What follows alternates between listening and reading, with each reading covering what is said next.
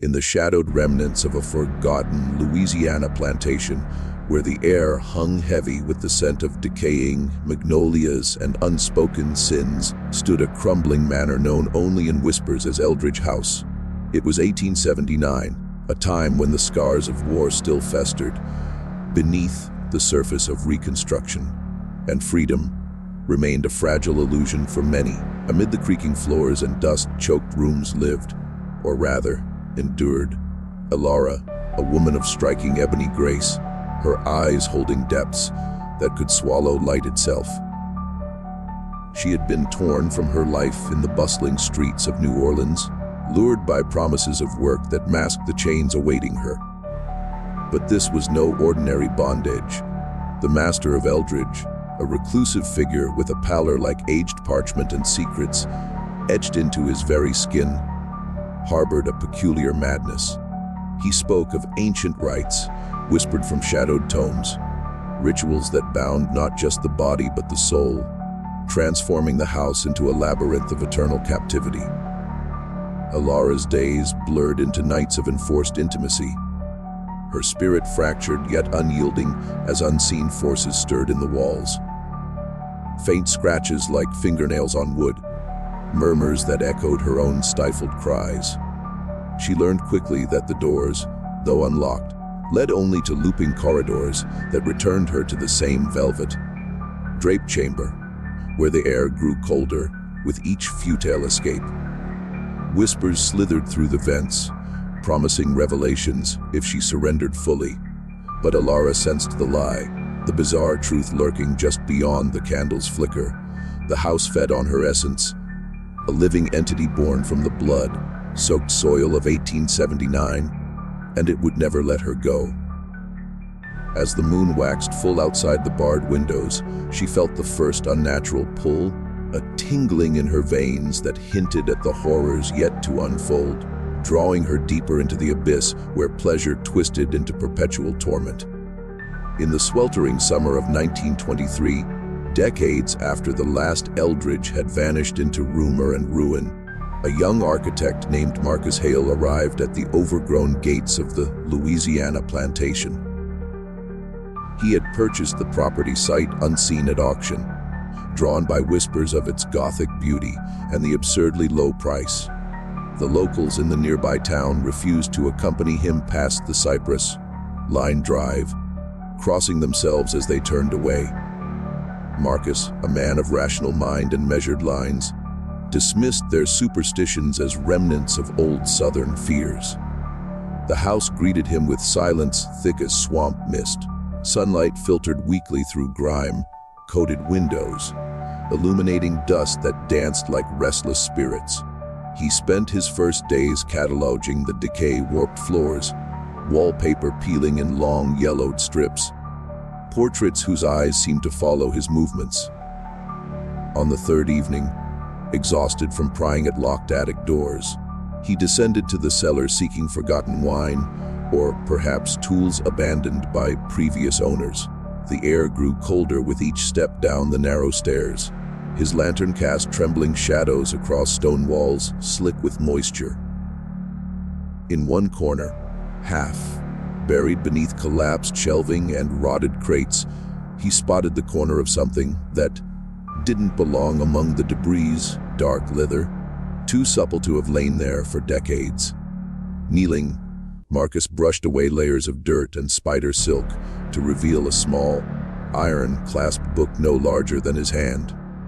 The diary's cover was embossed with no name, only a strange symbol. Interlocking circles pierced by a single vertical line that seemed to shift when viewed from different angles. When he unfastened the rusted clasp, the leather creaked like old bones. The pages within were remarkably preserved, the ink still sharp and black against cream paper now brittle with age. The first entry was dated March 14, 1879. In a handwriting both elegant and hurried, the writer introduced herself simply as Alara. She described being lured from New Orleans with promises of domestic work in a grand house upriver, only to awaken in chains aboard a steamer bound for places unknown. The entries that followed grew increasingly fragmented, detailing her arrival at Eldridge House and the man who claimed ownership of both land and lives. But it was the descriptions of the rituals that chilled Marcus most deeply. Elara wrote of midnight gatherings in the master's study, of candles arranged in patterns that hurt to perceive directly, of chants in a language that seemed to crawl across the page even in written form. She spoke of blood pricked from her finger mingled with ink, as she was forced to sign her name again and again. Not on paper, but on the very air itself, where the letters hung glowing before vanishing into the walls. By lantern light in that damp cellar, Marcus read of how the house began to change after the final rite. Doors that had once opened to freedom now led only deeper inward. Windows showed the same moonlit lawn, no matter which direction one faced. And worst of all, Elara wrote of feeling the building's growing awareness, its hunger sharpening with each night she spent in the velvet, draped chamber that had become both her prison and her stage.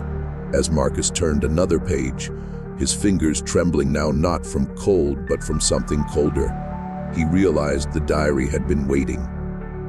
Not forgotten. Waiting. Marcus could not sleep after reading the first entries. The diary lay open on the bedside table like an accusation, its pages faintly luminous in the moonlight that seeped through the cracked shutters. He told himself it was exhaustion playing tricks, yet every time he closed his eyes he felt the house breathing around him.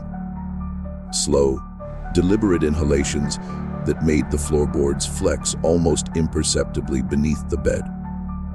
By dawn he returned to the cellar, drawn by an urge he could not name. The diary waited exactly where he had left it, though he was certain he had carried it upstairs. He opened it again, skipping ahead, searching for answers to questions that had only begun to form. Elara's handwriting grew wilder with each passing week in 1879. She described the master, whom she never named, referring to him only as the Pale One, unrolling yellowed parchments covered in symbols that hurt her eyes to trace. He spoke of a debt owed to the land itself, a bargain struck generations earlier when the first Eldridge cleared the cypress swamps and spilled blood to consecrate the soil. The war had interrupted the payments, he claimed. The house was starving. The ritual, Elara wrote, required a vessel of perfect vitality, someone whose life force burned bright enough to sate the entity for another cycle. She had been chosen not merely for her beauty, but for the strength of her spirit, the very thing that made escape seem possible even as it fed the curse. On the final night of the rite, under a blood moon that turned the Bayou waters black, they bound her to the house with her own blood, and desire twisted into chains. The Pale One forced her to speak words older than the plantation, older than the colonies themselves. As she spoke, the walls absorbed the sound, growing warmer, almost feverish to the touch. Doors sealed without latches. Windows became mirrors reflecting only the interior. The house folded inward, corridors lengthening, rooms multiplying like cells in a malignant growth. Elara realized then that the true curse was not mere imprisonment, it was sustenance. Every moment of forced pleasure, every suppressed cry of rage or despair poured vitality into the foundations. The entity within the walls drank deeply, growing stronger, more aware. She tested the boundaries repeatedly. Walking out the front door at noon brought her back to the grand staircase. Climbing to the attic led to the cellar. Even the chimneys looped back into bedrooms. The house had become a stomach, and she its perpetual meal, alive, conscious, unable to die, because death would end the feast. Later entries dissolved into fragmented pleas and observations. She wrote of feeling the building's pulse synchronize with her own, of dreams in which roots grew through the floorboards to twine gently around her ankles. The Pale One aged visibly as the house rejuvenated. his skin tightening, eyes brightening, while vines crept anew across the outer walls, hiding rot with verdant deception. Marcus read until his lantern guttered, until the words blurred not from poor light, but from the realization that the air in the cellar had grown sweet, almost cloying, like magnolias left too long in a closed room. The symbol on the diary's cover seemed to throb faintly, matching the rhythm he now felt in the walls themselves. A slow, patient heartbeat that had waited decades for fresh attention. Nights in Eldridge House grew longer than the clock allowed. Marcus found himself waking at odd hours. The diary clutched in his hands, though he had no memory of retrieving it from the bedside table. The entries from late spring 1879 shifted tone dramatically. Alara's script became smaller, as if conserving ink or strength, while the words themselves carried a new urgency. She began to hear them. At first, faint rustles behind the wainscoting, like silk skirts brushing against wood. Then whispers, too soft to distinguish, threading through the walls, whenever the pale one left her alone in the chamber. She wrote that the voices were feminine, layered, some pleading, others laughing in a way that chilled her more than tears ever could. They spoke in fragments, names long forgotten, snatches of lullabies in Gullah, curses in French too archaic for her to parse fully. One moonless night, after enduring another of the master's rituals that left her skin marked with sigils in lampblack and her own blood, Alara pressed her ear to the cold floorboards. The whispers sharpened into clarity. A woman whose voice carried the cadence of the Sea Islands told her of arrival in 1823, of chains replaced by velvet ropes, of the same chamber, the same promises of release that never came. Another, closer in time, spoke with a New Orleans drawl, recounting how she had clawed at the wallpaper until her nails split, only to watch the tears seal themselves by morning. They were not echoes, Alara realized. They were presences, dozens, perhaps hundreds, trapped within the house's bones, their essences woven into the curse like threads in a loom. Each had been brought to feed the entity, their vitality siphoned night after night, until only enough remained to keep them conscious, aware, unable to fade. The house preserved them the way a spider preserves flies, alive enough to struggle, to feel. The apparitions began soon after. In the gilded mirror above the mantel, Alara caught glimpses, a pale hand reaching from within the glass, fingers pressing against the silvered backing as if testing its strength. A face, darker than her own, eyes wide and white, appearing briefly in the reflection of the window before the pane showed only the endless lawn. Once, while braiding her hair before the forced toilette, she saw movement in the periphery. A woman in tattered indigo standing directly behind her, mouth open in a silent scream that Alara felt more than heard, a vibration in her spine. Fury overtook fear. If others had suffered this, then the Pale One's power was not absolute. There must be weakness in the binding. Alara began answering the voices aloud, whispering questions into the vents, pressing her palms to the walls in the dead of night. The responses grew bolder. Taps in patterns, sudden drops in temperature, guiding her fingers to loose floorboards, where previous vessels had hidden shards of mirror, lengths of wire, anything that might cut flesh or sigil alike. She planned rebellion. The voices promised to help, to distract, to lend whatever strength remained to them. On the next night, the master summoned her. Alara walked the corridor with purpose, feeling spectral hands brush her arms in encouragement, hearing a chorus rise within the walls. Soft, terrible, united. Marcus read these passages with the lantern flame guttering low, and for the first time noticed faint scratches along the margins of the pages, as if fingernails had tried to tear through paper to reach the writer on the other side. The air around him stirred, carrying the distant murmur of women's voices, layered, like wind through Spanish moss. The voices grew stronger after Alara resolved to fight.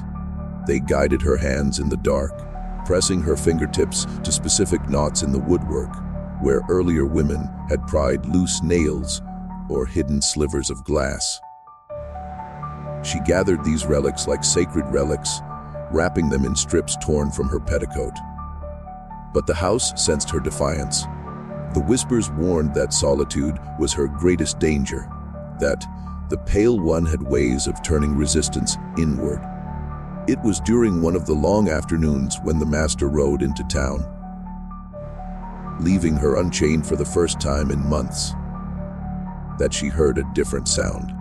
Footsteps, deliberate and heavy, descending the back servants' stairs. The voices fell silent, as though holding collective breath. Alara pressed herself into the shadows of the pantry, heart hammering against her ribs. The man who emerged into the dim kitchen light was tall, broad-shouldered, his skin a deep umber that gleamed with sweat despite the cool air. His clothes were rough, patched, the garb of a field hand rather than house servant. He carried no lantern, moving with the certainty of someone who knew every creaking board to avoid. When his gaze found her hiding place, his eyes held neither surprise nor threat, only recognition. His name, he whispered, was Josiah. He had been brought to Eldridge 2 years earlier, spared the rituals, because the house demanded female essence above all, yet kept alive to maintain the grounds, to chop wood, to repair what the entity allowed to decay just enough to preserve its illusion of grandeur. He spoke softly, his voice carrying the low cadence of the Carolina Low Country. He knew the voices, he said.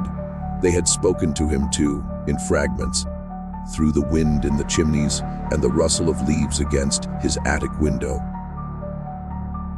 Josiah claimed to have discovered a flaw in the binding.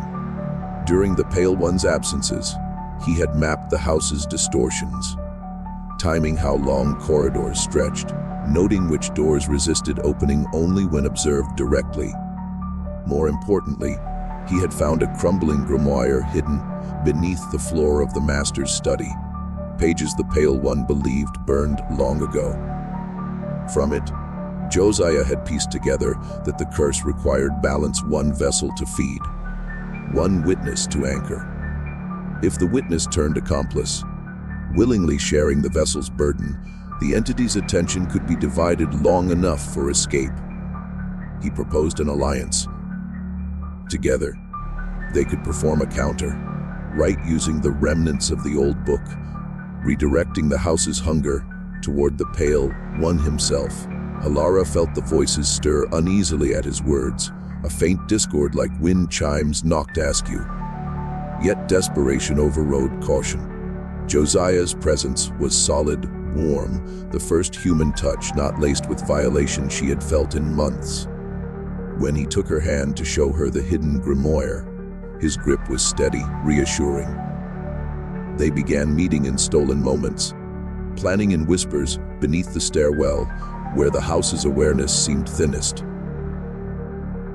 Josiah taught her fragments of the reversed incantation, their heads bent close over the brittle pages. He traced protective symbols on her wrists with charcoal, promising they would shield her during the confrontation. Each encounter deepened her trust. His anger at the master matched her own, his stories of lost family echoing her grief. But the voices grew agitated, repeating a single name, his name, in warning tones that Alara dismissed as jealousy born of centuries of isolation. She did not notice how Josiah's shadow sometimes lagged behind him in the candlelight, or how certain doors opened more easily for him than they ever had for her. She clung to the hope he offered, blind to the way his eyes lingered not on her face, but on the pulse at her throat, measuring, waiting.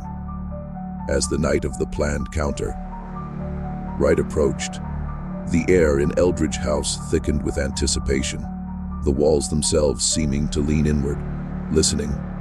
Marcus turned the page with fingers gone numb, and found the next entries written in a hand that trembled so violently the ink had spattered like blood. The night of the counter. Wright arrived under a sky bruised with storm clouds, thunder rolling distant over the bayou like artillery from a war long ended.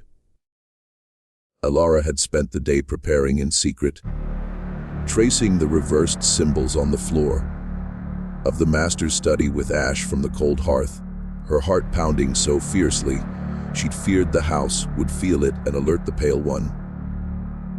Josiah moved through the corridors with unnatural ease, gathering the last ingredients: lock of her hair, drop of his blood, page torn from the crumbling grimoire. His calm assurance both comfort and growing unease. As midnight approached, the voices in the walls fell eerily silent, as though the trapped women held their breath in collective dread. Alara waited in the candlelit study, the air thick with the scent of melted wax and something metallic beneath. Josiah entered carrying a small silver bowl, his shadow stretching long and distorted across the bookshelves. He smiled, the expression not quite reaching his eyes, and began the incantation in a voice deeper than she remembered, the words twisting the reversed syllables into something older, hungrier. The symbols on the floor ignited with pale green fire that did not burn the wood. Alara felt the familiar pull in her veins, the same draining sensation she had endured for months, but now it intensified, drawing not just vitality but memory. Her mother's laughter in the New Orleans market, the warmth of sun on free skin, the taste of stolen honey from a childhood hive. She staggered, clutching the edge of the desk as Josiah continued chanting, his cadence quickening. Then she saw it, the Pale One's portrait above the mantel, painted decades earlier, showed the master's face dissolving like wet paper, revealing beneath it Josiah's features, younger, smoother, but unmistakably the same bone structure, the same cold eyes. The realization struck her like ice water.